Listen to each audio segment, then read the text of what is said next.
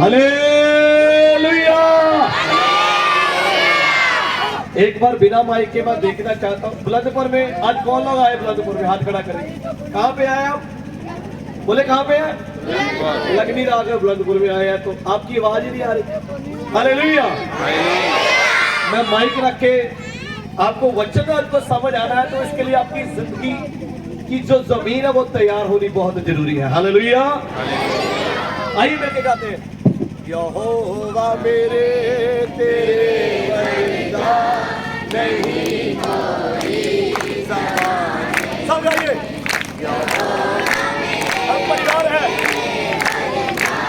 नहीं कोई समान। गाइए सब लोग। यहोवा मेरे तेरे वरगा नहीं कोई समान। तेरे ही रहमते सदका असी जो दे वसी दे। गाइए।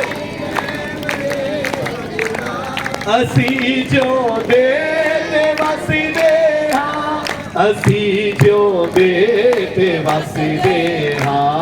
असी जो दे वसी दे। यहोवा मेरे तेरे वरगा नहीं कोई समाने थे। यहोवा मेरे तेरे वरगा नहीं कोई समाने थे। हालेलुया। जोर से ताली बजा के प्रभु को धन्यवाद करेंगे। हालेलुया। जोर से ताली बजाए प्रभु की महिमा करेंगे। Hallelujah. Hallelujah. Hallelujah. Hallelujah. Hallelujah.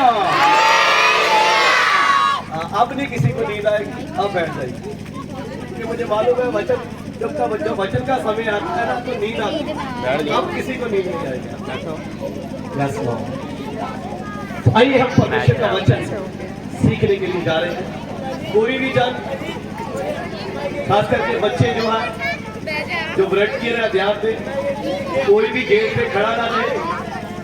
सभी लोग अंदर आ जाइए। आपको हम नम्रता से विनती करते हैं प्रभु के नाम में क्योंकि आप परमेश्वर के वचन को सुनकर आप आज आशीष प्राप्त कर सकते हैं और आपकी जीवनों में सब कुछ परमेश्वर की आशीष और परमेश्वर की बरकत आ सकती है। तो आज जितने भी प्रियजन इधर एकत्र हुए हैं मैं विनती करूंगा जो गेट पे खड़े हैं वॉलंटियर जितने भी हमारे भाई लोग सेवादार हैं सभी को अंदर बैठा दीजिए। कोई भी जन बाहर ना खड़ा रहे ताकि हम परमेश्वर का वचन सीखें। हालेलुया। एक जन बाइबल को हिंदी में पढ़ेंगे माइक में। आइए हम प्रभु का वचन सुनने के लिए जा रहे हैं। हम पढ़ेंगे यूहन्ना की अंजील उसका 8 अध्याय उसका 32 वचन। यूहन्ना 8 अध्याय उसका 32 वचन। यूहन्ना 8 का 32। तुम सत्य को जानोगे और सत्य तुम्हें स्वतंत्र करेगा। मेरे प्रियो परमेश्वर का वचन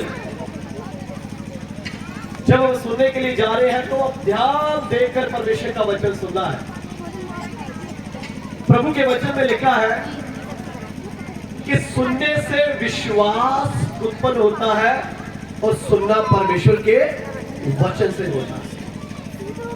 अगर आप ध्यान पूर्वक परमेश्वर की बातों को नहीं सुनेंगे तो आज आप परमेश्वर की आशीष को लेके नहीं जा सकते। इसलिए प्रभु के वचन में लिखा है कि सुनने से विश्वास पैदा होता है और सुनना प्रभु के वचन से होता है।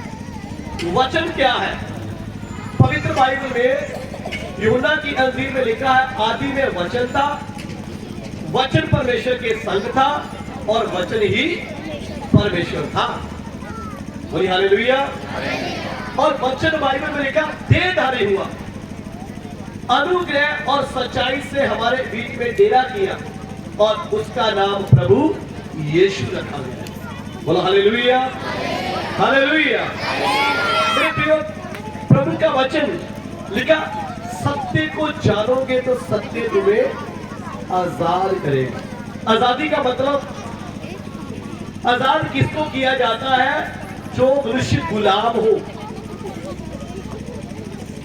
जो मनुष्य गुलामी में है उसको आजादी की कीमत मालूम है। आजादी किस चीज से है? मैं आपको बताना चाहता हूं, इस सृष्टि में जब परमेश्वर ने इस पवित्र बाइबल को पढ़ते हैं आप, ये पूर्ण संपूर्ण पवित्र शास्त्र, ये पवित्र बाइबल, सबसे पहले आपको बताना चाहता हूं, ये ईसाइयों का ग्रंथ नहीं है। ये इसका नाम है पवित्र शास्त्र। तो पवित्र बाइबल, ये 4 चीजों के बारे में हम इसमें से सीखते हैं। सबसे पहली बात है, ये जो बाइबल हमें सृष्टि कैसे बनी इसके बारे में हम इसमें से सीख सकते हैं।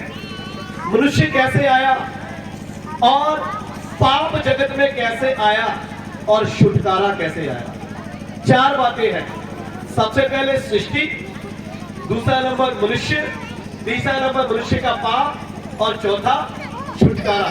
तो हमारा जो विषय हम सीखने के लिए जा रहे हैं, प्रभु यीशु मसीह का इस धरती के ऊपर मनुष्य बन के आना। आप आज इधर 25 दिसंबर को एकत्र हुए, मैं आपको बताना चाहता हूं, स्वयं परमेश्वर जो अनंतकालीन परमेश्वर है, जो पूरी सृष्टि को बनाने वाला परमेश्वर है, जिसने पूरे ब्रह्मांड को बनाया, जिसने आपको और मुझे बनाया।